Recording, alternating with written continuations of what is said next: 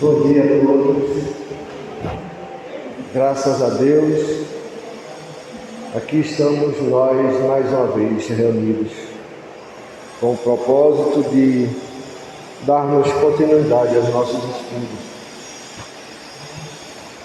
a respeito dos estudos da doutrina espírita.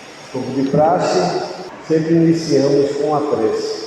Por isso a gente convida a todos a fecharmos os nossos olhos nesse momento, a mentalizarmos a doce figura do Senhor Jesus aqui, bem juntinho de nós.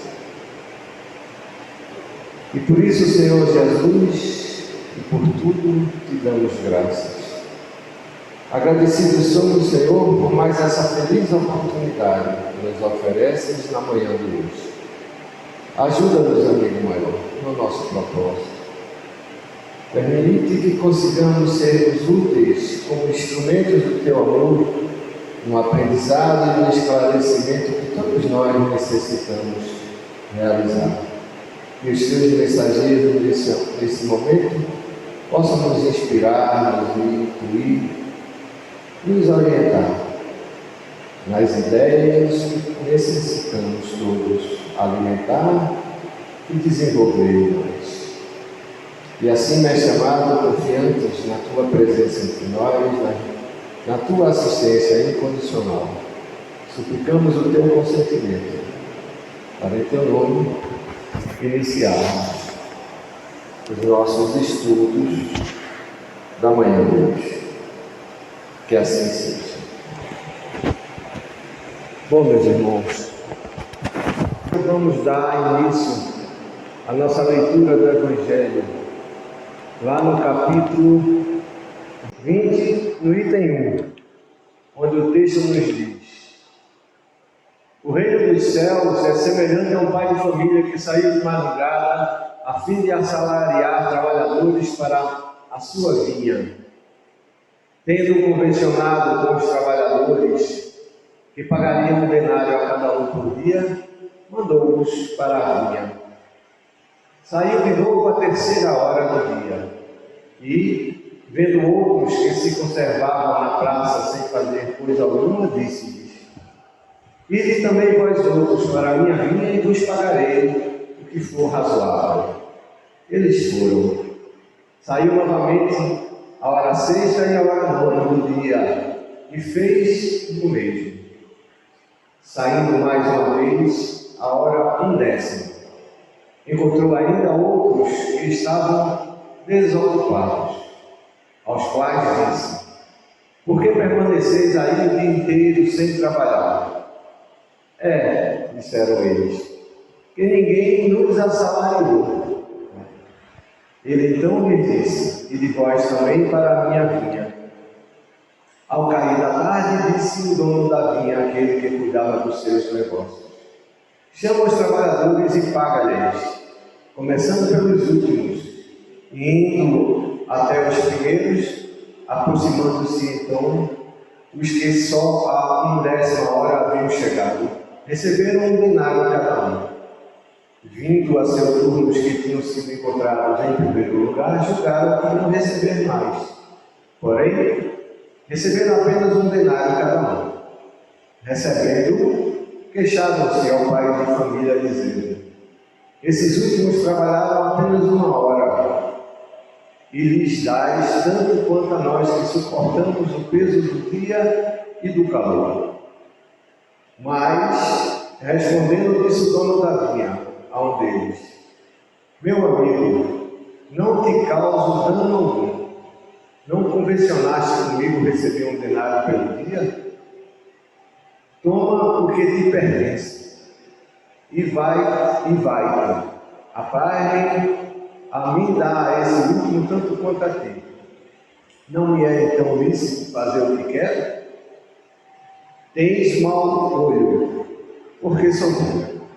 Assim os últimos serão os primeiros e os primeiros serão os últimos, porque muitos são chamados e pouco os escolhidos. Palavras que estão no Evangelho de Mateus, no capítulo 20, versículo de 1 a 16, e também se encontra na parábola dos festim das bodas, no capítulo 18, no item 1 do Evangelho segundo o Espiritismo, para a nossa reflexão inicial. Muito bem. O tema que iremos abordar na manhã de hoje, missão dos espíritas, ou seja, nossa missão. E aí a gente começa com uma pergunta: o que significa ser espírita? Essa pergunta é para nós responder aqui e agora. Ser espírita é ser autêntico, é ser sincero, é vivenciar a emoção que a irmã acabou de demonstrar, é reconhecer as suas limitações, é sobretudo buscar vencer essas limitações. Poderíamos passar a manhã inteira aqui dissertando a respeito do que é ser espírita. Lá no Livro dos Médiuns, no capítulo 32, Kardec nos traz: espírita, o que tem relação com o espiritismo, partidário do espiritismo, aquele que crê nas manifestações dos espíritos. É importante lembrar que quando Kardec colocou essa definição, ele praticamente estava começando ainda a codificação. Segundo o livro da codificação, né, logo depois do lançamento do Livro dos Espíritos. Frase essa que, acredito eu, cria uma certa confusão na cabeça de muitos de nós, quando ele diz principalmente que é aquele que crê nas manifestações dos espíritos. E ser espírita não é só isso, porque Kardec já diz pelo menos 2 vezes: tem relação com o espiritismo e é partidário do espiritismo. E ser espírita e espiritismo, que é uma palavra que não existia até Kardec acunhar ou a escrever, é sobretudo conhecer e vivenciar tudo o que a codificação nos traz. Muitos imaginam que apenas acreditar nas manifestações dos espíritos é suficiente, é o bastante. E na realidade está, como já vimos, bem longe disso. Lembramos que, como já disse, o espiritismo é a doutrina fundada sobre a crença da existência dos espíritos em suas manifestações. Então, a doutrina é o rosto de informações, de conhecimento contido nas nossas conhecidas 5 obras de Kardec. Ok? É importante lembrarmos disso quando nos lembrarmos das manifestações dos espíritos, que ela por si só não define o que é ser espírita. Todos os espíritas são iguais? Uma pergunta para nós. Lá no Livro dos Médiuns, primeira parte, capítulo 3, item 28, para quem quiser aprofundar um pouco. Naturalmente que não, porque todos nós, essencialmente, somos diferentes uns dos outros. Então não seria o espírita nenhum ser diferente. Todos somos diferentes um do outro. Kardec já nos fala aqui, existem alguns tipos de espíritas, por exemplo, experimentadores, imperfeitos, verdadeiros e os exaltados. Muitos confundem que ser médium é ser espírita, ou que todo espírita é médium. A rigor, todos os homens somos médiums, mas não necessariamente o médium que realiza a tarefa, aquele que trabalha efetivamente com as comunicações espirituais. Há muitos de nós que, de forma discreta, muitas das vezes inconsciente, nos traz essas informações. E nem por isso deixamos de ser espíritas, assim como o médium é.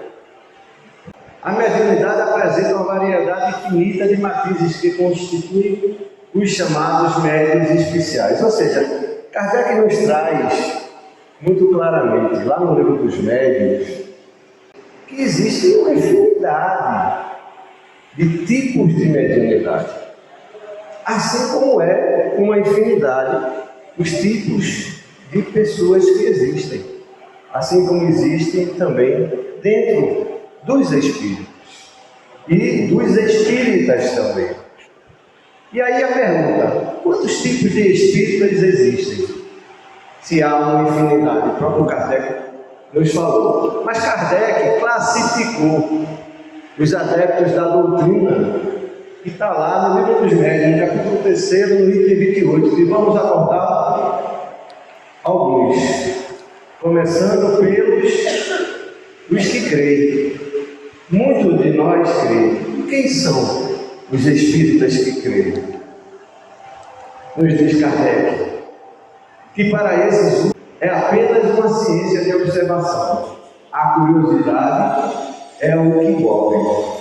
Ou seja, muitos de nós ainda está sendo movido, levado, despertado e chamado essencialmente pelo fenômeno, sem ainda buscar o entendimento apropriado que nos sugere e que nos traz a doutrina. Kardec também nos falou que existem os espíritas que creem, não só creem, mas admiram. Esses espíritas veem mais fatos e compreendem a parte filosófica, admiram a moral daí decorrente, mas não praticam.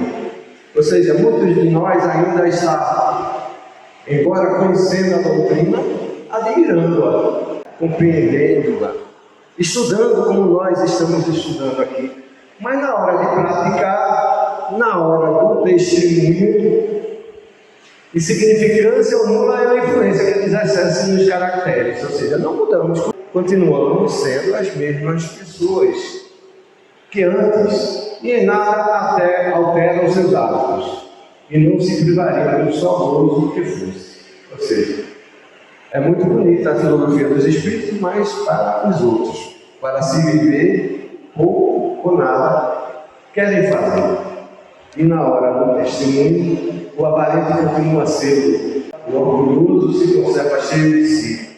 O invejoso e o ocioso sempre hostis. Consideram a caridade cristã apenas uma bela máxima. São os espíritas imperfeitos. A rigor, nenhum de nós é um espírita perfeito. Todos nós ainda estamos aprendendo. Mas aí Kardec caracteriza efetivamente aqueles que deixam as oportunidades mais visíveis, mais próximas de aprender e praticar a doutrina do Cristo, como nós viemos fazendo, pelo menos há 2000 anos. Os que não praticam, a mudança começa pela mudança interior, a reforma moral, que é uma realidade que estamos construindo a cada dia da nossa existência.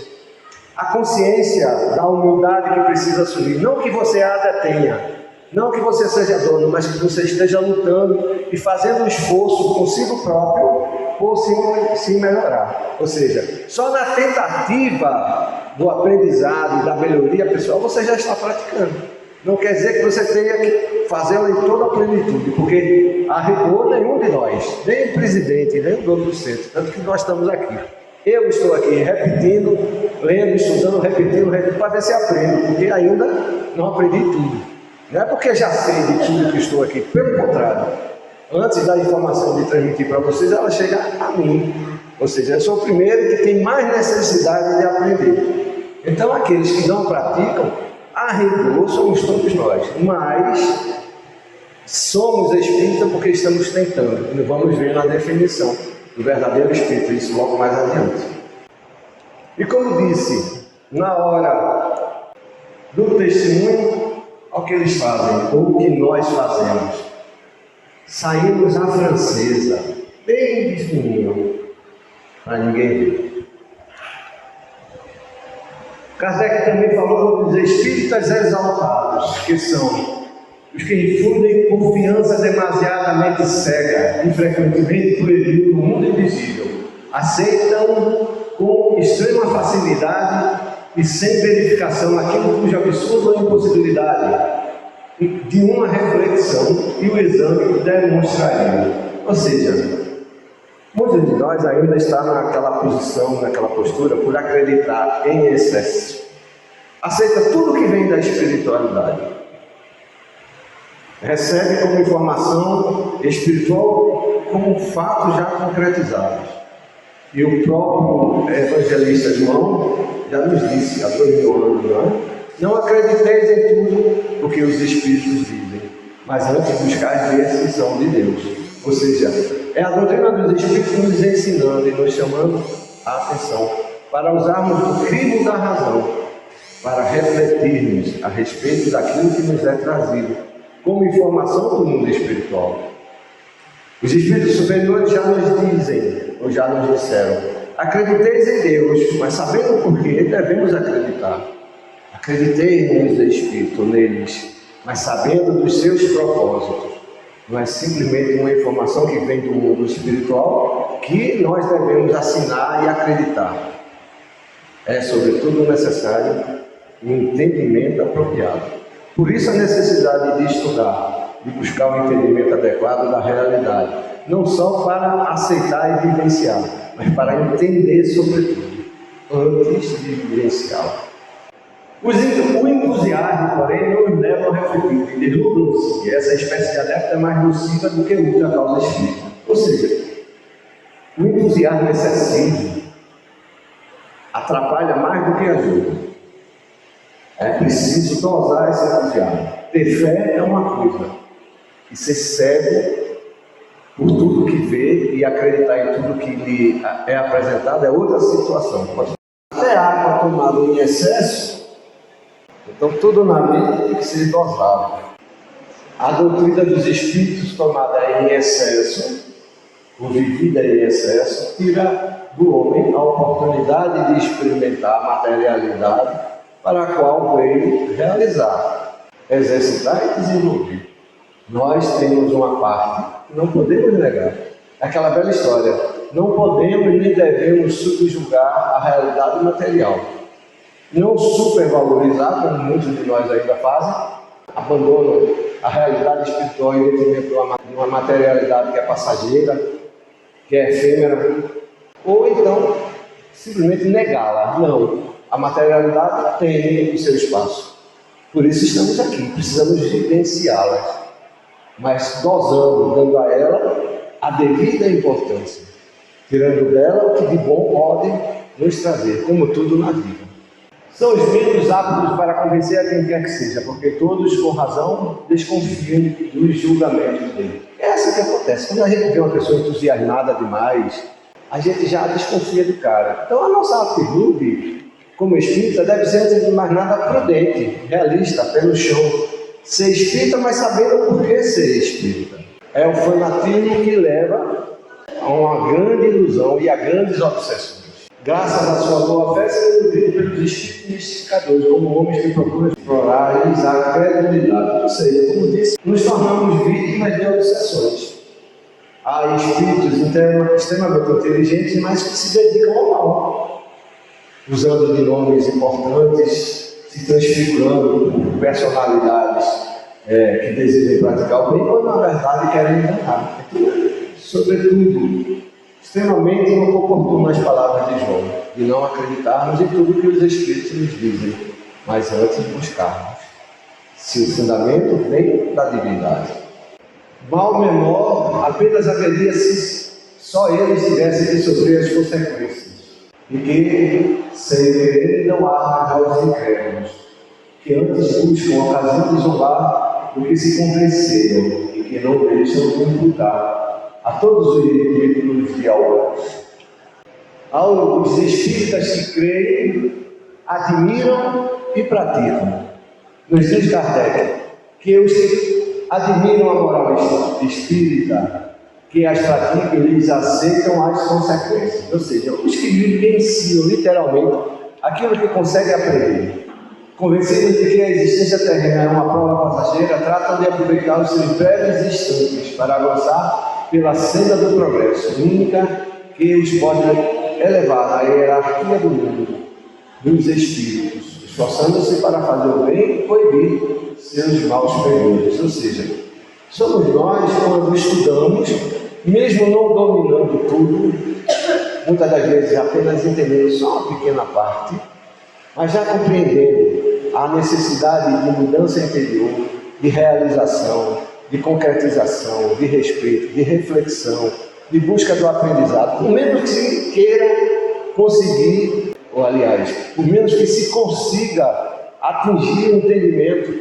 da moral cristã, mas se esforçando pessoalmente buscando realizar aquilo que lhe é possível, aquilo que já conquistou de verdadeiro entendimento.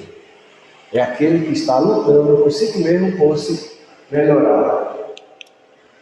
Procuram preservar-se de pensar em praticar o mal, ou seja, o mal está dentro de nós ainda, porque somos criaturas imperfeitas.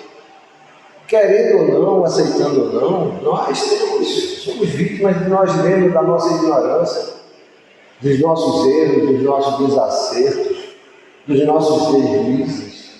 Mas estamos lutando. E quando o mal chega, uma mal intuição, uma mal inspiração, uma mal sugestão, a gente faz o possível para rechaçá-la. Porque do contrário, como iríamos exercitar a nossa condição de evolução? Se nós nos isolarmos, por exemplo, a exemplo do ermitão que se toca numa gruta e foge do mundo lá fora. Simplesmente tira de si a oportunidade de vivenciar todo o aprendizado e de ajudar toda a comunidade que eventualmente possa participar. Não é assim? Muito bem. A caridade é em toda regra de proceder a que obedece. São os verdadeiros espíritas, ou melhor, os espíritas cristãos. Então esse é o modelo do espírita. Não é o ser especial, não é o ser perfeito. Pelo contrário, somos exatamente iguais uns aos outros. Espíritas ou não, seja qual for a denominação religiosa que utilize. Somos todos iguais, filhos de Deus. Mas já buscando vivenciar aquilo que Jesus nos ensinou, buscando entender, sobretudo, o que Jesus nos trouxe de orientação e de informação na construção das nossas vidas. E ainda, com todo respeito à qualificação que nós temos, existe um tipo de espírita que a gente observa com uma relativa frequência nos centros espíritas, não só aqui, nos vários que a gente participa e tem a oportunidade de conhecer. São aqueles que no início vêm ao centro porque Jesus é a causa. A dor incomoda e encontra em Jesus a resposta. A casa espírita, a casa abençoada, traz a ele a ajuda e o incentivo necessário para o alívio da dor. Porém, depois da dor aliviada, o que acontece? Muitos de nós vêm, continuam vindo ao centro espírita, mas Jesus torna-se apenas um pretexto. Não, eu vou à casa espírita porque lá está cheio de gente boa, gente amiga, eu me identifico. Olha a conversa lá, flui de uma forma natural, despretensiosa, sem inimizades, tudo. Olha, fulano é gente boa demais. Fala uma palestra maravilhosa. Mas nada do que se diz, às vezes, é usado em benefício de si mesmo. Não diga muita coisa, porque se não diz nada, você não repete aquilo que aprendeu e que encontrou dentro da doutrina dos espíritos. É o espírita que nós denominamos o espírita astronauta. Já ouviu falar? Kardec não podia falar em astronauta porque naquela época não existia essa denominação nossa. Por isso dissemos no início, com todo respeito à qualificação espírita, nós identificamos essa característica em alguns de nós. Graças a Deus são poucos. Sabem por que espírita astronauta? Fazem ideia? Antes no mundo da Lua, mas está só ocupando espaço. Só para ocupar espaço. São muitos de nós, não vamos ser críticos, poucos de nós, mas ainda existem, desperdiçando todas as oportunidades possíveis de aprender e de se melhorar, de praticar a caridade. E o que é pior, muitas das vezes influenciando ou tomando o tempo e a atenção de muitos, quando poderia estar simplesmente ajudando. E aí a pergunta que Kardec respondeu lá na primeira parte, no capítulo 3º, que nós trouxemos como um texto adaptado. Como podemos nos tornar espíritas? Qual o caminho a percorrer? Longo, né? Muito longo. Existe uma fórmula mágica para ser espírita? Claro que não. Jesus não trouxe nenhuma fórmula especial, nenhuma fórmula que pudesse definir como mágica, aquilo que devemos fazer, pronto, estou fazendo isso e agora eu sou espírita. Não, eu já vou no centro, segunda, terça, quarta, quinta, sexta, faço campanha do quilo, distribuo sopa, distribuo feirinha. Essa é a forma. Se você não se mudar interiormente, se você não se avaliar, se você não buscar, sobretudo, a conquista dos valores crísticos no objetivo da mudança pessoal e influência nesse mesmo sentido no meio em que vive, de longe estaremos sendo espíritos. Porque estaremos como antigamente, só apenas realizando atos exteriores. Ou seja, a campanha do quilo é difícil. Eu acho que não há ninguém que não consiga sentir o que a campanha do quilo transmite, mas pode ser que ele esteja lá só estendendo a sacolinha dizendo em nome de Jesus, como muitos dizem em nome de Jesus e usam o nome de Jesus de forma oportunista. Mas vejamos o que é que Kardec nos diz. Para se proceder no ensino do Espiritismo, seria preciso conhecer toda a série de fenômenos que os espíritos podem produzir. Mas é impossível realizar um curso de Espiritismo experimental, pois trata-se de estudar seres inteligentes que possuem suas individualidades. O próprio Kardec nos diz que é impossível pôr em prática todo o aprendizado, sobretudo conhecer todas as informações possíveis que o Espiritismo nos propõe, não só a nível moral, a nível intelectual, mas a nível fenomênico. Já que existe uma infinidade de tipos de médiuns, existe, consequentemente, uma infinidade de tipos de fenômenos. E como eles se processam, como eles são realizados e como eles são trabalhados. Até porque o nosso limite é o teto. Quando chega no teto, a gente não consegue passar do teto. O teto é do quê? Qual teto que estamos falando? Do nosso conhecimento. Conhecimento esse que nós estamos buscando melhorar e desenvolver. A melhor maneira de livrar esse inconveniente é começar pela teoria, pois por ela todos os fenômenos já estudados são explicados.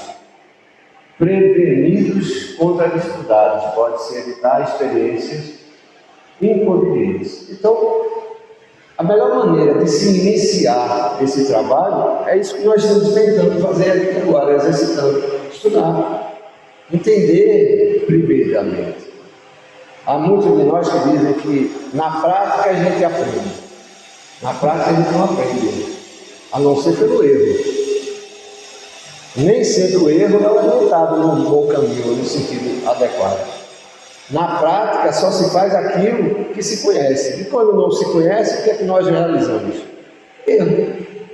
Então é preciso estudar, é preciso se informar, é preciso se inteirar, é preciso saber o que fazer, como fazer e quando fazer, para termos consciência daquilo que nos é proposto enquanto espíritas.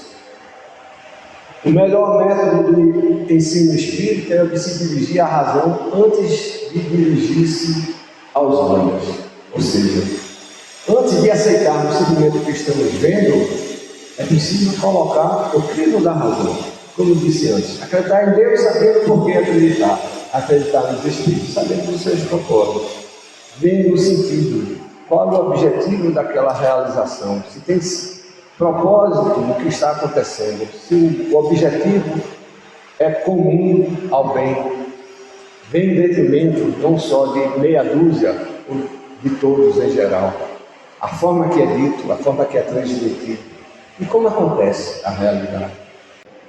Aos que já realizaram o estudo da doutrina dos Espíritos e desejam estudar o fenômeno, como serem bem assistidos na mediunidade. Pergunta que está lá no livro dos Médiuns, no capítulo 31 e 33.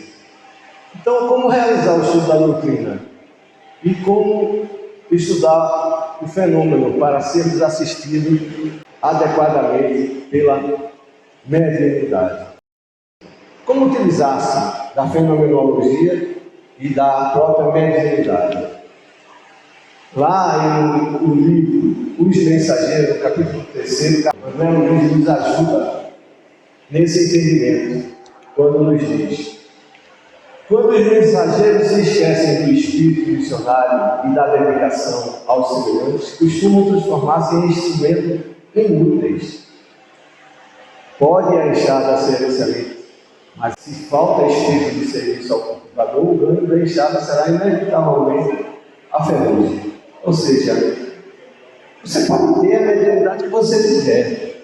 Você pode dominar o conhecimento da fenomenologia que você conseguir alcançar. Mas se o propósito desse objetivo não é a prática da caridade, não é a ajuda comum, não é a evolução, não é o bem pelo bem, sinto muito. Essa é a condição primeira para nós termos certeza de que a fenomenologia, a mediunidade, será útil no nosso desenvolvimento, na nossa evolução. Por isso que Moisés lá atrás proibiu, pelo menos tentou, proibir a utilização da comunicação com os mortos.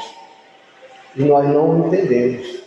E muitos até hoje imaginam que é simplesmente proibido porque a Bíblia proíbe.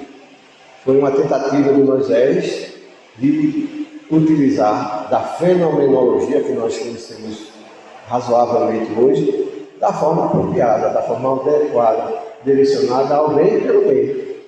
É isso que nos propõe e que nos diz André Luiz.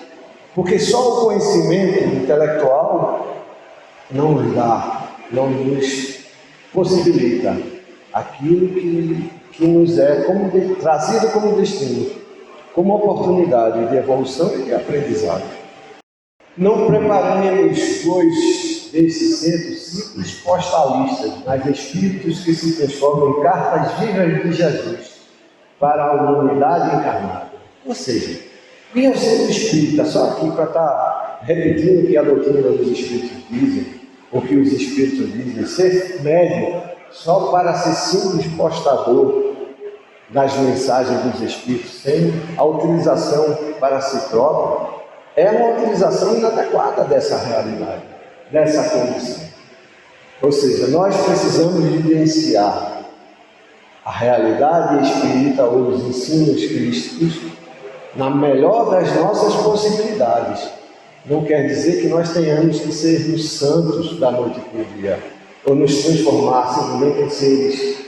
Não erremos, porque isso simplesmente não conseguiremos, porque o nosso erro faz parte do nosso aprendizado. Na condição evolutiva que a gente vive, o erro é uma condição pedagógica para a nossa evolução.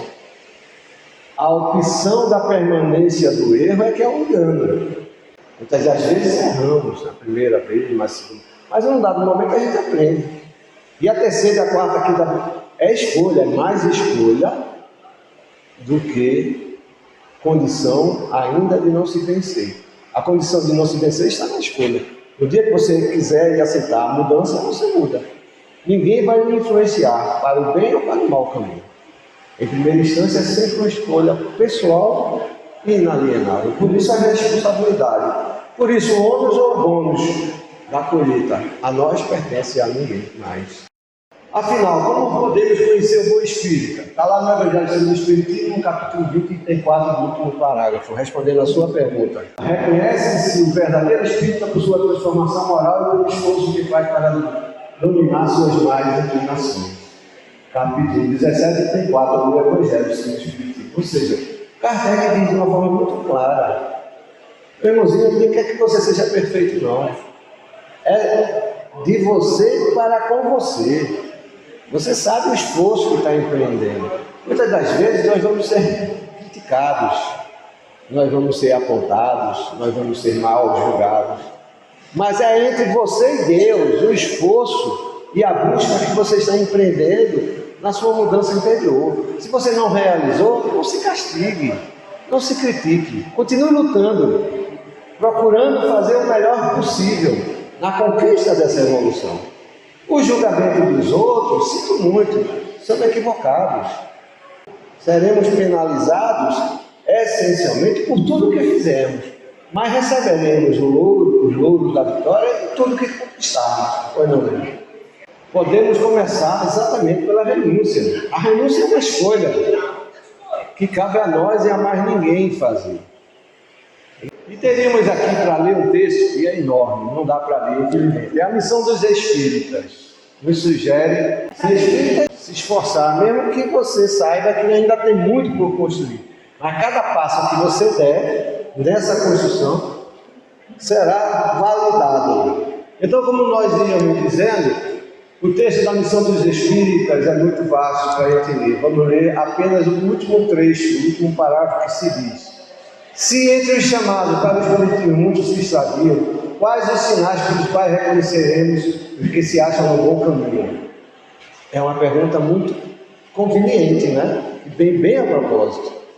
Já que nós não somos seres perfeitos, que estamos construindo a nossa relação, como vamos reconhecer e identificar aqueles que estão no caminho apropriado? É isso que Kardec nos questiona e nos traz como resposta. Reconhecê-los pelos princípios da verdadeira caridade que eles ensinarão e praticarão. Reconhecê-los pelo número de aflitos que levem consolo. Reconhecê-los pelo seu amor ao próximo, pela sua abnegação, pelo seu desinteresse pessoal. Reconhecê-los, finalmente, pelo triunfo de seus princípios, porque Deus quer o triunfo de sua lei. Os que seguem sua lei, esses são os escolhidos, e Ele lhes dará a vitória. Mas não se destruirá aqueles que falseiam, mas Ele destruirá aqueles que falseiam o espírito dessa lei e fazem dela legal para contentar sua vaidade e sua ambição. Para liderar sobre o guardião do médico, trazido em Paris, no ano de 1863, que está lá no Evangelho para a nossa reflexão. Então, os bons espíritas, está lá no Evangelho, capítulo 17. Nós não vamos ler por conta da hora, mas deixamos como sugestão, e lá no capítulo 17 é a sugestão que deixamos também para o estudo e o aprendizado do que é ser espírita e do que é ser um bom espírita. Sugestão sempre do Evangelho para a leitura. E a missão dos espíritas perante a sociedade? Qual é ela? É isso que se pergunta. Está lá no Livro dos Médiuns, na primeira parte, capítulo 3, item 30. Nos diz Kardec: o verdadeiro espírita não deixará jamais o bem por fazer. Corações aflitos a aliviar, consolações a dar, desesperos a acalmar, reformas morais a operar. Aí está a sua missão. Nisso também encontrará a sua verdadeira satisfação. Ou seja, aquele que começou a trabalhar a hora 1/10, fez o que pôde. Somos nós, trabalhadores da última hora, que estamos tentando fazer o que é melhor de nós mesmos. Vamos receber um salário semelhante ao que começou desde a primeira hora, ou seja, a satisfação interior. A historinha contada lá no Evangelho é uma figura, é uma alegoria para nos ensinar o que Jesus tentou nos ensinar. Que a nossa mudança, por mais tardia que seja, ela será validada e diretamente proporcional à sua intenção e à sua condição de realização.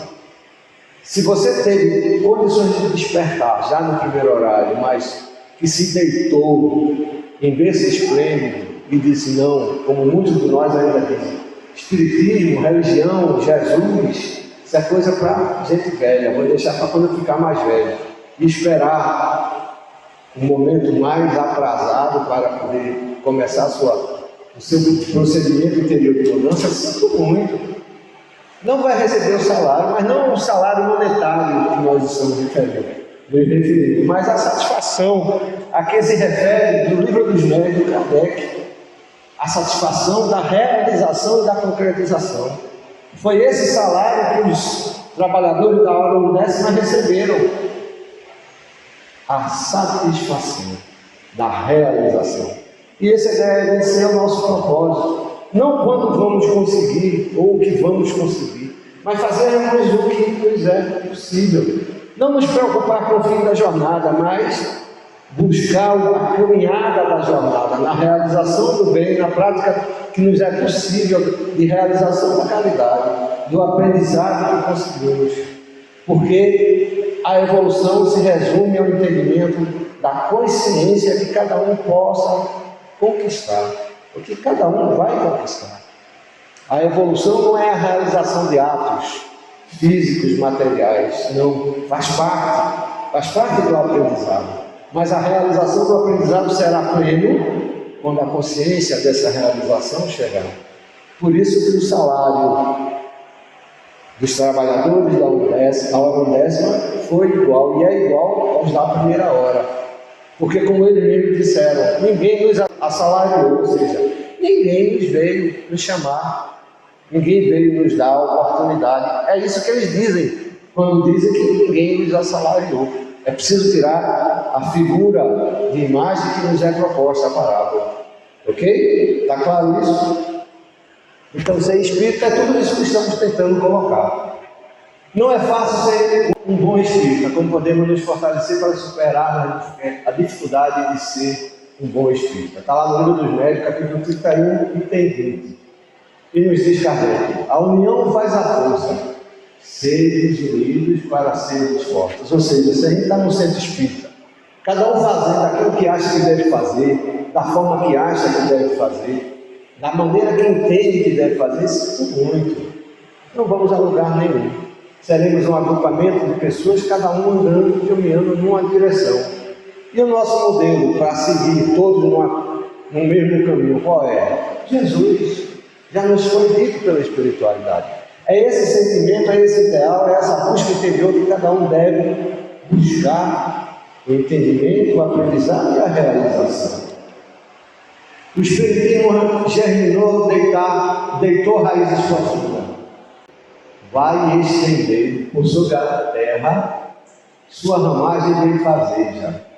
É preciso que os torneis invulneráveis aos dardos envenenados da calúnia e da negra falange dos espíritos ignorantes, egoístas e hipócritas. Para chegares a isso, mistério se faz que uma indulgência e uma tolerância recíproca presidam as vossas relações, que os vossos defeitos passem despercebidos, que somente as vossas qualidades sejam notórias, que o facho da amizade santa vos funda, ilumine e aqueça os corações. Ou seja, se unidos, realizaremos. Se egoísticos, voltados exclusivamente para a realização pessoal, não chegaremos a lugar nenhum. Assim resistireis aos ataques imponentes do mal, como o rochedo inabalável a vaga furiosa. Ou seja, é o rochedo na beira do mar, recebendo toda a imponência da força das ondas bravis, que resistem. E é esse esforço que Kardec nos sugere, através dessas palavras. Palavra de São Vicente de Paula, lá do Livro dos Médios. Bastamos nós mesmos a nós mesmos, os nossos erros, as nossas carências, os nossos defeitos, a nossa incúria, a nossa falta de atenção, os nossos interesses mais imediatos. E a espiritualidade superior está lá, olhando e vendo tudo. E os espíritos sofredores chegam com a vontade realmente de botar tudo abaixo. E é assim que vi muitas vezes nas mesas de desobsessão, irmãos nossos que chegam pela mediunidade dos amigos com quem trabalhávamos dizer: vou quebrar tudo, vim aqui e acabe com essa conversa boa, não quero me ouvir, não vai ficar pedra sobre pedra, não vai ficar nada no lugar. E aí muitos doutrinadores têm medo, se impressionam. Alguns de nós nesse momento deve se achar impressionado de ouvir ou se ouvisse tal coisa de um determinado espírito. E aí a falta do conhecimento nosso, quando imaginamos ou alimentamos em nós mesmos o medo. Conhecimento que a própria doutrina oferece. Primeiro, que espírito nenhum tem condição para tal. Ele necessitaria de um ultra, super, médio de efeito físico para poder realizar. E esse médio não existe. Uma outra coisa interessante que o Vitor nos propõe é que, por exemplo, nós imaginamos que estamos aqui porque a espiritualidade protetora nos trouxe ou nos traz aqui, não é? E não é, não. Os espíritos sofredores, os nossos obsessores, são os que mais nos trazem aqui. Porque enquanto podemos resolver, a maioria de nós, enquanto podemos resolver nossos problemas no gabinete médico, no gabinete do psicólogo, do psiquiatra, na clínica de internação, no clube social, nas festinhas, na praia, ou qualquer lugar que se possa ir fazer através de uma viagem, para desaparecer dos problemas, a gente vai. Quando a gente não encontra mais resposta em canto nenhum, a gente diz, não, agora eu vou para o centro espírita. E às vezes a gente desapercebe. E muitas das vezes são eles que nos trazem para cá. E é isso que nós estamos querendo nos referir. Porque os bons, os superiores, nossos protetores, orientadores, muitas das vezes estão dizendo o que fazer, como fazer e quando fazer para a nossa melhoria. E nós não damos ouvido.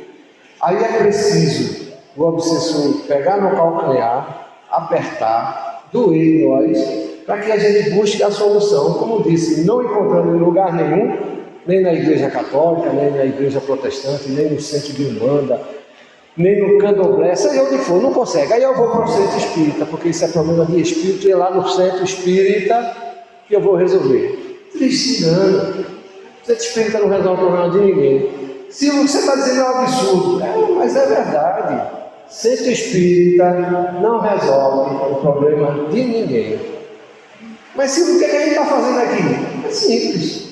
Buscando as respostas, onde cada um de nós terá o que fazer, como fazer, quando fazer, para construir essa solução. A espiritualidade superior está vendo tudo. Não é por questão de camarote, não, esperando que nós erremos ou acertemos. Não. É porque a nossa construção de vida é algo inalienável.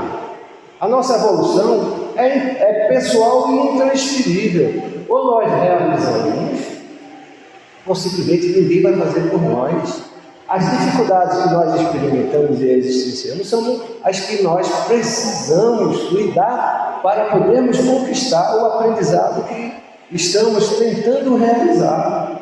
Então, na casa espírita, os espíritos obsessores são tão bem-vindos quanto nós, pela espiritualidade superior. Nós é que imaginamos diferentes. Eles são todos muito bem-vindos. Aliás, eles são muito mais objetos de assertividade pela espiritualidade superior do que nós. Porque eles estão no mundo espiritual percebendo e sentindo a realidade de uma forma mais ampla. E dando ouvido, muitas das vezes, seguindo as orientações que lhes são dadas. Nós só a realizamos quando queremos nos intitularmos de bons espíritas, quando achamos que devemos ser reconhecidos como bons espíritas, quando precisamos, na realidade, conquistar a mudança interior para realizar. E é aí que esse espírito não resolve o problema de ninguém. No máximo, a gente vai dar a informação, a orientação, a sugestão, a condução, o apoio, o alívio. É isso que Jesus nos propõe. Jesus não carregou fardo de ninguém.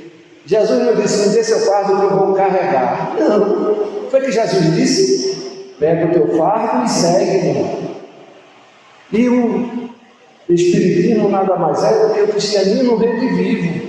É o esclarecimento, é a ampliação daquilo que Jesus disse há 2000 anos atrás e que prometeu, como Consolador prometido, para em nos esclarecendo, façamos as nossas partes, dos outros e para os outros também, mas inicialmente e principalmente para nós mesmos. Ou seja, é a conquista interior da melhoria pessoal o ponto primeiro a ser conquistado. É isso que se conseguirá no centro espírita para poder se tratar. Quando vamos ao médico, o médico faz o tratamento por a gente, ele cuida de nós, dando a receita, dizendo o que a gente tem que fazer. Normalmente, ninguém de regra a gente faz. Quando não se faz, ficamos bons, guardando a devida proporção, é mais ou menos isso que acontece. O centro espírita é como um médico da alma, orientado por Jesus e seus espíritos mensageiros, que nos darão e que nos dá a receita necessária para o tratamento pessoal, que não existe uma receita semelhante para todos. Só quando utilizamos termos genéricos, por exemplo, desobsessão, termo genérico, caridade é um termo genérico, e cada um realiza segundo as suas possibilidades. Estamos chegando bem no final. Daria para a gente aprofundar milhões, mas infelizmente o tempo não nos permite. Vamos pensar juntos.